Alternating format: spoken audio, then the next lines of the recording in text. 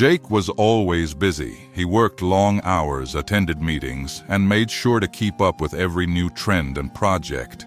But despite all the hustle, he didn't feel fulfilled. Every day seemed like a blur. He moved from one task to the next, ticking off boxes, but none of it felt meaningful. His friends and family would often tell him to relax, but Jake couldn't.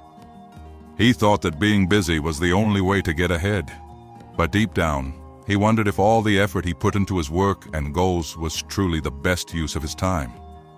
One evening, as he sat exhausted on his couch, Jake picked up an old book his grandfather had given him.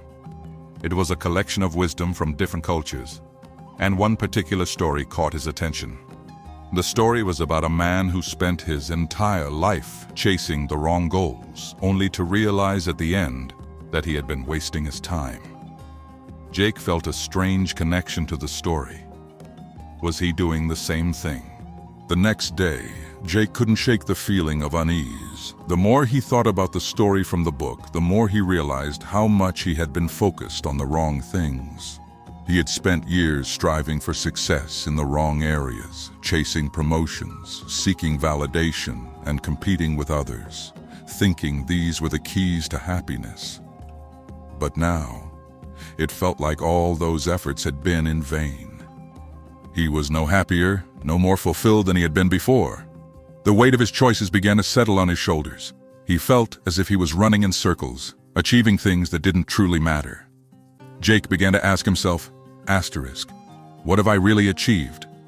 What is the point of all this hustle if I still feel empty inside? The more he thought, the more frustrated he became. He realized that the path he'd been following was leading him in the wrong direction, but he didn't know how to turn around. One afternoon, Jake decided to visit the local park to clear his mind. As he walked along the path, he noticed an elderly man sitting on a bench looking at the trees with great focus. The man seemed peaceful, his presence calming despite the bustling environment around them. Jake, feeling drawn to him, took a seat next to the man. Without turning to look, the elderly man spoke. "You seem troubled, young man. The more you chase after things, the more they slip away, don't they?" Jake, surprised, asked, "How do you know that?" The old man smiled gently. "It's simple. When you focus only on the big goals, you miss out on the small steps that make up the journey. You can't see the beauty of the tree if you're only looking at the sky."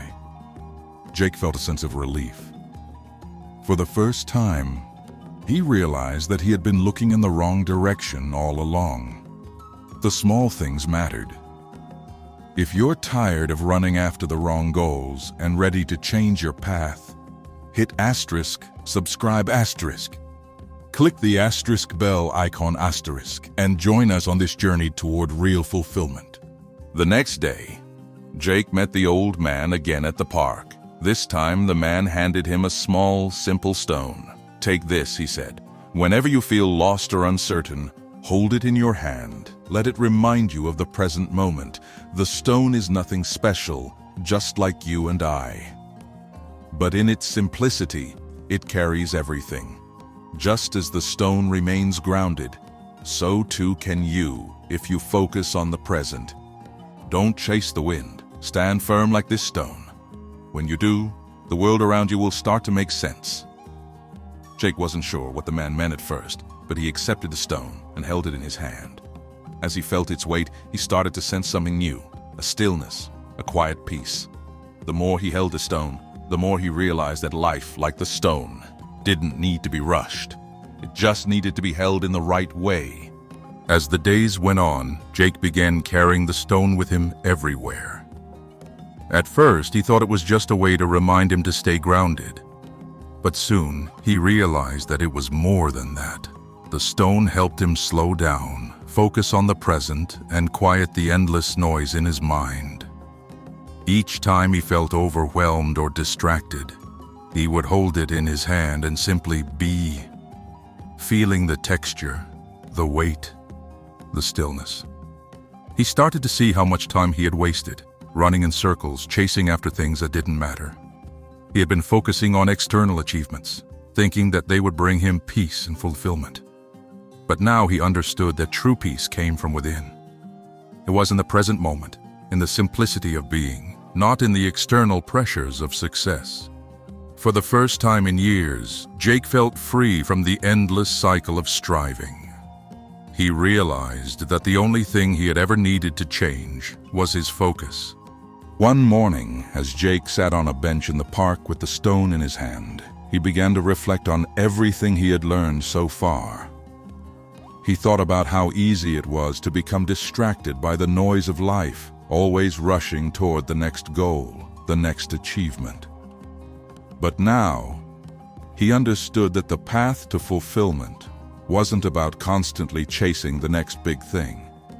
It was about pausing, being present, and appreciating the small steps along the way. The stone, which had once been a simple reminder, now felt like a constant companion. It had become a symbol of his journey, a journey not to a destination, but to a deeper understanding of himself. As he held the stone in his hand, he realized that he had been focusing too much on the future, on what he could accomplish, and not enough on what he was experiencing right now. Life wasn't just about what he was going to achieve. It was about the moments in between. As Jake continued his journey, he began to realize that the stone was no longer just a reminder. It had become a part of him. The simple act of holding it in his hand had transformed into a meditative practice, helping him to stay grounded in every moment. The more he practiced being present, the more he saw that life wasn't as chaotic as he once believed. By focusing on the small details, his breath, the rustling leaves, the warmth of the sun, he began to feel a deeper connection to the world around him. He no longer felt overwhelmed by the constant rush to achieve. The pressure to be perfect or successful started to fade.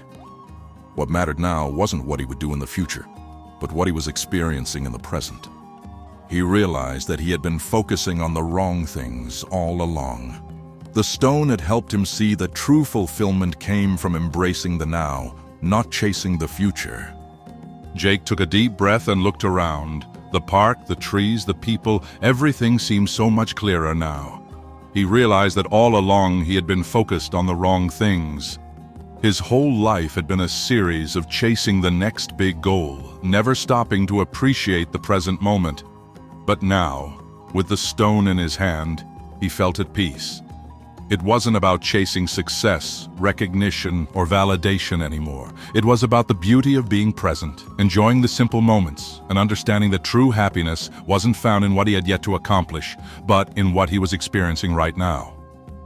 As he stood up to leave, Jake asked himself one final question. Asterisk. What if the only thing holding me back is the pressure to be perfect? What if the key to success is simply letting go and embracing the present? What if the limits you see aren't even real, but just fears you've repeated so often, you started believing them?